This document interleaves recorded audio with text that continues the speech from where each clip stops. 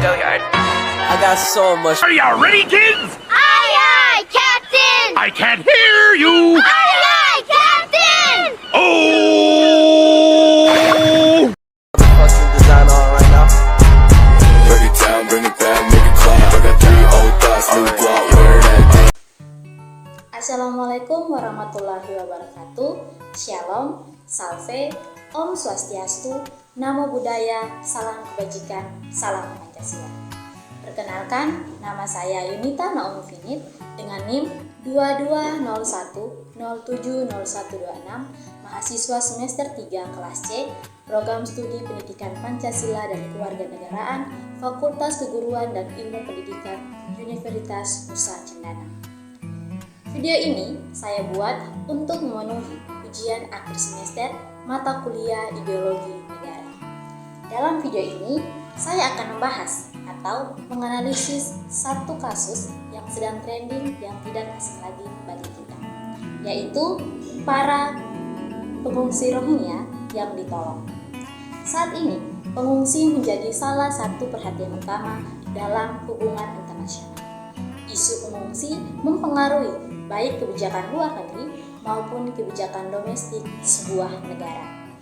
Definisi pengungsi dijabarkan pada pasal 1A ayat 2 dalam Konvensi 1951 tentang pengungsi, yakni pengungsi adalah seseorang yang meninggalkan negaranya disebabkan ketakutan akan mengalami kekerasan karena ras, agama, kebangsaan, perbedaan pendapat politik, keanggotaan kelompok sosial tertentu, maupun keanggotaan partai politik tertentu yang tidak menginginkan perlindungan dari negara tersebut dan tidak ingin kembali ke negara tersebut. Salah satu contohnya adalah kasus pengungsi Rohingya. Kasus Rohingya ini cukup menggemparkan, bukan? Dan kasus ini bisa menjadi salah satu faktor ancaman bagi ideologi negara. Dan di sini saya akan membahas bagaimana upaya yang harus dilakukan agar eksistensi Pancasila sebagai ideologi negara bisa tetap terjaga. Tapi sebelum itu, kita perlu mengetahui apa itu Rohingya. Rohingya adalah kelompok etnis minoritas Muslim yang sudah menetap sejak berabad-abad di Myanmar, yang mana negara pemeluk agama Buddha.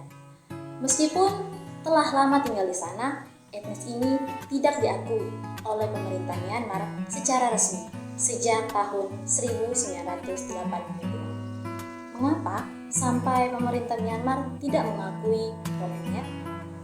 Dilihat dari sejarah, konflik antara etnis Rohingya dengan penduduk asli Myanmar terjadi pada akhir abad ke-18 ketika Inggris datang dan menjadikan Myanmar sebagai koloninya. Pada masa Perang II, tahun 1939 sampai 1945, banyak Muslim Rohingya yang direkrut oleh Inggris sebagai tentara. Mereka beradu dengan umat Buddha Myanmar yang bersekutu dengan Jepang. Ketika Inggris berhasil diusir Jepang pada tahun 1942, etnis Rohingya direkrut menjadi sasaran kemarahan orang Myanmar. Etnis Rohingya dianggap sebagai sekutu Inggris dan dengan penampilan fisik yang mirip dengan orang India membuat mereka terjebak dalam sasaran kebencian orang Myanmar. Orang Myanmar kemudian dipandang sebagai imigran ilegal yang dibawa Inggris dari India dan Bangladesh. Pada tahun 1947, seiring dengan lahirnya konstitusi baru di Myanmar, etnis Rohingya sempat diberi hak hukum dan suara penuh. Namun, kudeta militer Myanmar pada tahun 1962 yang berujung pada era penindasan dan lahirnya Undang-Undang tahun 1982 menandai dimulainya ketegangan yang baru. Undang-undang tersebut membuat etnis Rohingya tidak lagi diakui sebagai kelompok etnis minoritas di Myanmar. Hak-hak mereka diwujudi, dikucilkan secara sosial, dan sejak itu Muslim Rohingya menjadi populasi tanpa kewarganegaraan. Selain itu, warga Myanmar menyangkal kewarganegaraan Rohingya dan juga tidak melibatkan mereka dalam sensus penduduk. Jadi, dapat disimpulkan, Rohingya ini adalah etnis minoritas Muslim yang sudah menetap di Myanmar berabad-abad lamanya. Apa yang sudah terjadi pada masa lampau membuat Myanmar tidak terima, dan etnis Rohingya ini menjadi sasaran untuk ditindas, sehingga mereka melarikan diri sebagai pengungsi di beberapa negara Myanmar, salah satunya Indonesia.